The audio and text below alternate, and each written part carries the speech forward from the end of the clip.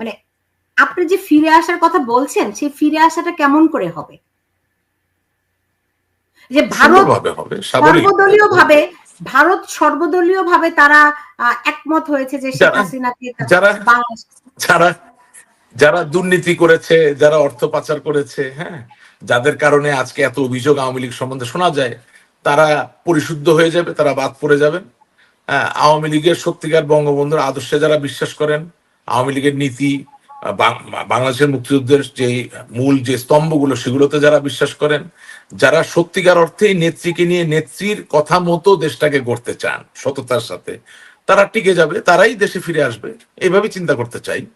সেই রকম আলামত কি একটু সময় লাগে, সেই রকম আলামত আমি দেখছি। আমি তো আশাবাদী মানুষ। হ্যাঁ, আমি দেখছি। হ্যাঁ, আমি তো আশাবাদী মানুষ। আমাকে একটা দুটো এক্সাম্পল দেন, আমরাও আপনার মতো আশাবাদী হই।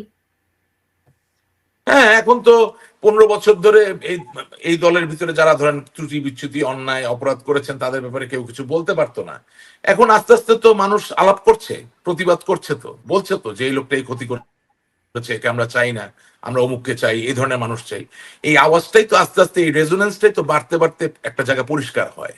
তো সেটার জন্য একটু সময় লাগে। মানে আপনি তো গতিতত্ত্ব পড়েছেন, কি বলে, আইজাক নিউটনের, মানে স্থিতি জড়তা গতি জড়তা, মানে একটা রেলগাড়ি চালু হতে যেমন সময় লাগে, হ্যাঁ, এবং ঠিক রেলগাড়ির ব্রেক টানলে ওটা থামতেও তো একটা সময় লাগে। সুতরাং ইটস এ বিগ থিং। হচ্ছে তো, আমি তো ইতিবাচক অনেক কিছু দেখছি। আপনার কি মনে হয় শেখ হাসিনা এই যারা দুর্নীতিগ্রস্ত ব্যক্তি তাদেরকে পরিত্যাগ করবেন?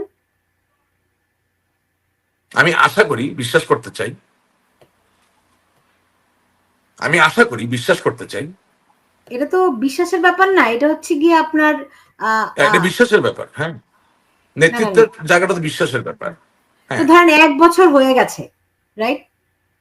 1 বছর হয়ে গেছে যে এই 1 জুলাই থেকে আর 1 জুলাই আসলো। তো আপনার কি মনে হয় যে যারা দুর্নীতিগ্রস্ত তাদের প্রভাব কিছুটা হলেও কমেছে দলের উপরে? তারা হয়তো এই মুহূর্তে নাই, কিন্তু তাদের হাত আমরা জানি অনেক দূর লম্বা, সেই হাত তারা গুটিয়ে নিয়েছে বলে আপনার মনে হয়? আমি খুবই দামি কথা বলেছেন। 1 বছরের জায়গায় 1 মাসে পরিবর্তন পরিলক্ষিত হলে ভালো হতো, কিন্তু বুঝলাম না, আওয়ামী লীগ তো একটা বড় দল, হঠাৎ করে এমন একটা ধাক্কা কেউ তো আশা করে নাই। এটা সামলে উঠতেও তো 1 বছর কেন? কি করে না পেরে পরে তারা কি ভেবেছিল, দাঁড়ান, আপনারা কি ভেবেছিলেন যে আপনারা আজীবন চিরস্থায়ী ক্ষমতায় থাকবেন? না না না, এটা আজীবন ক্ষমতা থাকার ব্যাপার তো না। আমি তো কখনো সেটা ভাবি নাই, সেটা ব্যাপার না। আমি বলতে চাচ্ছি যে ক্ষমতা খুব বিপজ্জনক একটা জিনিস। ক্ষমতা মাঝে মাঝে চোখের সামনে একটা পর্দা তৈরি করে ফেলে। হ্যাঁ, তো এখন এটা ধাতস্থ হতেও সময় লাগে।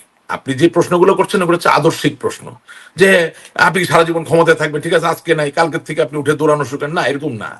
এটা তো মানুষের মেনে নিতেও একটু কষ্ট হয়। যেমন 2024 সালে 7ই জানুয়ারি নির্বাচন করেছেন, আপনি মনে মনে ভাবছেন আপনি আরো 5 বছর থাকবেন।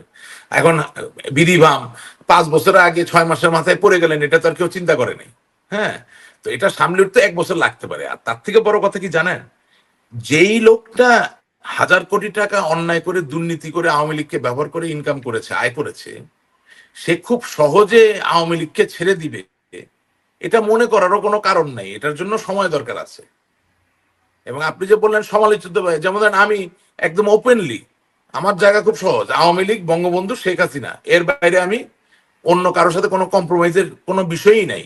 হ্যাঁ, তো কিছু নেতা আবার নতুন করে দেখা যাচ্ছে গর্ত থেকে বেরিয়ে আসছে, বাথরুমে লুকিয়েছিল, হ্যাঁ, কমোডের পাশে লুকিয়েছিল, তারপরে এসে আবার নেতৃত্ব দেওয়ার চেষ্টা চালা যাচ্ছে। আমি পরিষ্কার বলেছি যে এই লোকরা কোনোদিন আমাদেরকে মানুষে ফিরাতে পারবে না। তা আমার মতো অনেকেই তো বলছে। এখন বলতে বলতে ভালো কিছু আশা করতে পারেন। এটা তো ট্রায়াল এন্ড এরর, আপনাকে তো ধৈর্য ধরতে হবে। রাজনীতির ধৈর্যের কোনো বিকল্প আছে বলে আমার মনে হয় না। এখন 1 বছরের জায়গায় 1 মাস হলে ভালো, কিন্তু সেটা তো সবসময় হয় না। আলটিমেটলি তো প্রাণ যাচ্ছে আপনার একেবারে তৃণমূল কর্মীদের, যারা ওই দুর্নীতির ধারেও ছিল না, কাছেও ছিল না, সাথেও ছিল না, পাশেও ছিল না। প্রচন্ড রকম কষ্ট পাচ্ছে 100 ভাগ। শুধু তাই না, তৃণমূলটাও তো আমরা নষ্ট করে দিয়েছি। আমি তো বারবার বলি, আপনার সাথে আমি এই প্রথম প্রোগ্রাম করছি, আপনি হয়তো বা আমার কথাগুলো আগেও ওইভাবে শোনেন নেই, বিকজ আমার কথা সবাই শুনবে তা না। মানে আমরা তো তৃণমূলে যখন এই নৌকা মার্কাটা ঢুকালাম এই স্থানীয় সরকার নির্বাচনে, এটার মধ্যে দিয়ে আমাদের তৃণমূলের যারা কর্মী নেতা তাদের বুকেও তো আমরা বিরাট বড় ভাবে ছুরিকাঘাত করেছি। অফকোর্স এখন এই তাদেরকে আপনারা ক্ষতগুলো তো 15 শিখিয়েছেন, বছরে প্রশমিত তাদেরকে হয় নাই। আপনারা শিখিয়েছেন কিভাবে নৌকার বাইরে অন্য মার্কায় গিয়ে ভোট দিতে হয়। হ্যাঁ হ্যাঁ, আমরা শিখিয়েছি। শুধু তাই না, আমরা এটাও শিখিয়েছি যে নৌকা মার্কা পেতে গেলে টাকা দেওয়া লাগে। একটা চেয়ারম্যান ক্যান্ডিডেট কেন নৌকা পাওয়ার জন্য টাকা দিবে? এটা আশ্চর্য ঘটনা। একটা লোকের বাপ দাদা 14 পুরুষ সকলে আওয়ামী লীগ করেছেন, তিনি নৌকা পাওয়ার জন্য পয়সা দিচ্ছেন আমাদের কেন্দ্রীয় নেতাদেরকে। এটা কেন হবে? এটা তো হয়েছে, এটা দুঃখজনক, এটা হয়েছে। হ্যাঁ, এগুলো প্রশমিত হতে সময় লাগবে। হ্যাঁ, শুধু তাই না, এখানে আরো ব্যাপার আছে। আপনাকে আরো জটিল জায়গাটা বলি। ধরেন আমি ছাত্রলীগে নাম লিখিয়েছি যখন আমার বাবা বিরোধী আওয়ামী লীগ করেন। আমার আব্বা সরকারি আওয়ামী লীগ কোনোদিন করেন নাই জীবনের শুরু থেকে। উনি বিরোধী আওয়ামী লীগের কোষাধ্যক্ষ। আমি তখন ছাত্রলীগে 14 বছর বয়সে ছাত্রলীগের নাম লিখিয়েছি এরশাদ বিরোধী আন্দোলনের সময়। ঠিক আছে, তো আমরা তো কেউ জানতাম না যে আওয়ামী লীগ কোনোদিন ক্ষমতায় যাবে। তা আমার বয়স 14 হতে পারে, কিন্তু আমার চোখের সামনে আমি জলজ্জান্ত এরশাদ বিরোধী আন্দোলন দেখেছি, এবং এরশাদ বিরোধী আন্দোলনের যারা ছাত্র নেতা, বিশেষত ছাত্রলীগের, তাদের সাথে আমি খুব ঘনিষ্ঠ, এবং ছাত্র দলেরও যারা ছিলেন ওই সময় তাদেরকেও আমি খুব ভালোভাবে চিনি। তারা কিভাবে আন্দোলন করেছিলেন এটা আমাদের চোখে দেখা। এখন সমস্যা হচ্ছে কি, 15 বছর আপনি একটা গোলাপাস্তীর্ণ একটা কি বলবো কুসুম অনুভবের পথ অতিক্রম করেছেন, যেখানে আমার ছাত্রলীগের ভাইরা তারা বঙ্গবন্ধুতে বিশ্বাস করে, সব ঠিক আছে, কিন্তু তারা তো সংগ্রাম আন্দোলন দেখে নাই। এখন ধরেন এই যে নতুন যে কমিটিগুলো হয়েছে তাদের বেশিরভাগ লোকই সংগ্রাম আন্দোলন নিজে চোখে দেখে নাই। এখন ধরেন আমার আমার যদি রাজনীতির সাথে সরাসরি সম্পৃক্ত হওয়ার বয়স আপনি ধরেন, সেটা 1991 থেকে 2024, কত বছর? 33 বছর। অ্যাক্টিভিটির বাড়া কমার ব্যাপার থাকতে পারে, কিন্তু আমার তো সরাসরি সম্পৃক্ততা, চোখে দেখা, স্পর্শ করা 31 ইয়ার্স। অনেকেরই তো সেই সৌভাগ্যটা বা সেই সুযোগটা নাই বা হয় নাই। এখন তারা নতুন করে আজকে যে বিপদে পড়েছে, সেখানে সংগ্রাম আন্দোলন করে কিভাবে বেরিয়ে আসতে হয়, একটু আত্মস্থ হওয়া বা শিক্ষা নেওয়ারও তো ব্যাপার আছে। সুতরাং আমি ধৈর্য আর হতে চাচ্ছি না, আমি আশাহত হতে চাচ্ছি না। আমি বিশ্বাস করি পরিবর্তন আসবে, পরিবর্তন আসতে হবে, এছাড়া কোনো উপায় নাই। কারণ আপনি এখানে তো পলিটিক্যাল, আপনার থমাস কুন নামে একজন খুব নাম করা বিজ্ঞানী লেখক ছিলেন। তিনি একটা বই লিখছিলেন যে মানে এটা কি বলে, paradigm shift of industrial development. হ্যাঁ, তার মানে কি প্যারাডাইম শিফট হয়। হ্যাঁ, তো বাংলাদেশের রাজনীতিতে তো প্যারাডাইম শিফট হয়ে গেছে। বাংলাদেশের রাজনীতিতে অনূর্ধ্ব 30 বছর বয়সের ছেলেরা মন্ত্রী মর্যাদার র্যাঙ্কে বসে, উপদেষ্টা র্যাঙ্কে বসে পতাকা উড়িয়ে ঘুরে ফিরে বেড়াচ্ছে। There is a big paradigm shift. আপনাকে মনে রাখতে হবে যে আওয়ামী লীগের মতো একটা পরাক্রমশালী শক্তিকে যেভাবেই হোক এই ছোট ছোট বাচ্চা ছেলে মেয়েগুলো একটা আন্দোলন সংগ্রাম অভ্যুত্থানের মধ্য দিয়ে আমাদেরকে এর পতন ঘটিয়েছে। এখন সেটা সঠিক না ভুল সেটা আরেক জিনিস। সেখানে মার্কিনী আতাত মানে প্রণোদনা ছিল কিনা সেটা আরেক জিনিস, চৈনিক প্রণোদনা ছিল কিনা সেটা আরেক জিনিস। একটা প্রশ্ন করেছেন, এখানে আপনাকে একজন একটা প্রশ্ন করেছেন যে এই কথাগুলি আপনি গত 15 বছর কেন বলেননি, এবং আরেকজন প্রশ্ন করেছেন যে আপনি কেন দেশে আসছেন। আমি 15 বছর ধরে এই কথাগুলো বলেছেন। যিনি বলেছেন তিনি একদম এভাবে বলি, তিনি একজন অন্ধ মানুষের মতো কথা বলছেন। আমি গত 15 বছর যত টকশো করেছি, 2000-এর উপরে টকশো করেছি, এবং যত বক্তব্য দিয়েছি, প্রায় 3-4 হাজার বক্তব্য দিয়েছি, সব ইউটিউবের আশেক রহমান নামের একটা চ্যানেল আছে, সেখানে গচ্ছিত আছে। উনি যদি সত্যি আমাকে অনুসরণ করতেন, উনি যে জানতে চান, গেলে দেখবেন যে আমি প্রতিনিয়ত এই কথাগুলোই বলেছি, এর বাইরে কিছু বলি নাই। আশেক রহমান এমনি এমনি সমালোচিত না। যখন মানুষ এই আওয়ামী লীগ ক্ষমতায় থাকার সময় সারাদিন তেল মেরেছে, আমি আওয়ামী লীগের পক্ষে কথা বলেছি, কিন্তু যেটা আমি দুর্বলতা দেখেছি সেটা নিয়ে আমি কথা বলেছি, এবং সেটা নিয়ে আমি কথা বলছি। সুতরাং না, একটু বলি, একটু মজা নিয়ে একটা কথা বলি। ইন্টারনেটে কিছু গারল প্রকৃতির লোকজন আছে যারা গবেষণা না করে, লেখাপড়া না করে কথা বলার চেষ্টা করে। আমার কথা হচ্ছে, আমি কোনো বড় মনীষী না, আমাকে নিয়ে লেখাপড়া করার প্রয়োজন নেই। তবে যদি আপনি আমাকে নিয়ে কমেন্ট করতে যান, তাহলে অবশ্যই আপনি আমাকে নিয়ে পড়ালেখা করবেন, তারপর তো কমেন্ট করবেন। হ্যাঁ, সো এগুলো প্রশ্নের কোনো মানে হয় না। আমি বারবার আমার পার্টির মিটিং এ সব জায়গায়, হ্যাঁ, এখন আপনি বলতে পারেন যে কই আমার তো চোখে পড়ে নাই। অফকোর্স আমি তো স্বীকার করছি আমি তো অত বড় নেতা না, আপনার চোখে কিভাবে পড়বে? অথবা আমাদের ওইভাবে সেন্ট্রাল কোনো ফোরাম ছিল না যেখানে গিয়ে ওপেনলি এই কথাগুলো বলা যেত। আমার একটা নির্বাচনী এলাকা ছিল, আমি সৌভাগ্যবান, আমার পারিবারিক ভাবে আমি আওয়ামী পরিবারের সদস্য। বঙ্গবন্ধু কন্যা জননেত্রী শেখ হাসিনা আমাকে নিজে নৌকা মার্কা দিয়েছেন, আমি সম্মানিত বোধ করি।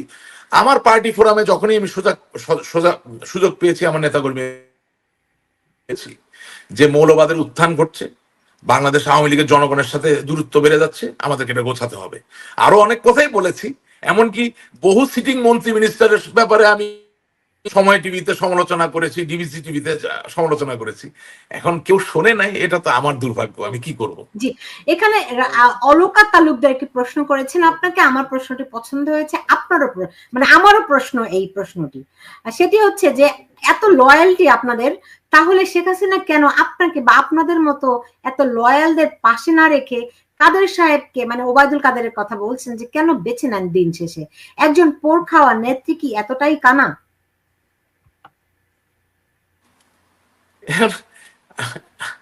আপনি আমাকে সেনা প্রধানের প্রশ্ন জিজ্ঞেস করলেন, সেনা প্রধানকে উনি সেনা প্রধান কেন বানাইছে উনি বলতে পারবে, এটা উত্তর আমি দিতে পারি না।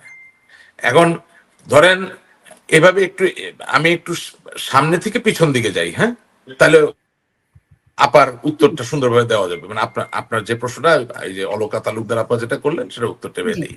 আপনি দেখেন 111-এর সময় দলটাকে কে ধরে রেখেছিলেন? 111-এর সময় মরহুম জিল্লুর রহমান সাহেব এবং মরহুম সৈয়দ আশরাফ সাহেব এই দলের সাধারণ সম্পাদক। জাতীয় চার নেতা সৈয়দ নজরুল ইসলাম সাহেবের সন্তান এই দলটাকে ধরে রেখেছিলেন জননেত্রী শেখ হাসিনার পক্ষে, ঠিক আছে? তার হাতে বিজয় গাথা আছে, বিজয়ের ইতিহাস আছে। এবার পেছনে আসেন, 1996 সালের নির্বাচনে বাংলাদেশ আওয়ামী লীগের সাধারণ সম্পাদকের দায়িত্বে কে ছিলেন?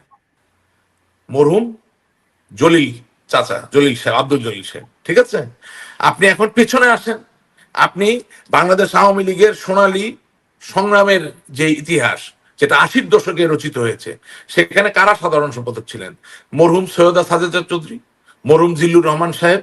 হ্যাঁ, তো এখন কথা হচ্ছে, যারা সাফল্যমণ্ডিত, যারা সফল, তাদেরকে বাদ দিয়ে আপনি কেন ইতিহাসের সর্বনিম্ন ভোট পাওয়া ডাকসুর ব্যক্তি, যেখানে বঙ্গবন্ধু শেখ মুজিবুর রহমান তার দল আওয়ামী লীগে কোনোদিন 3বার সাধারণ সম্পাদক ছিলেন না, এর উত্তর আমি কিভাবে দিব? আমি লয়াল এটুকু বলতে পারি,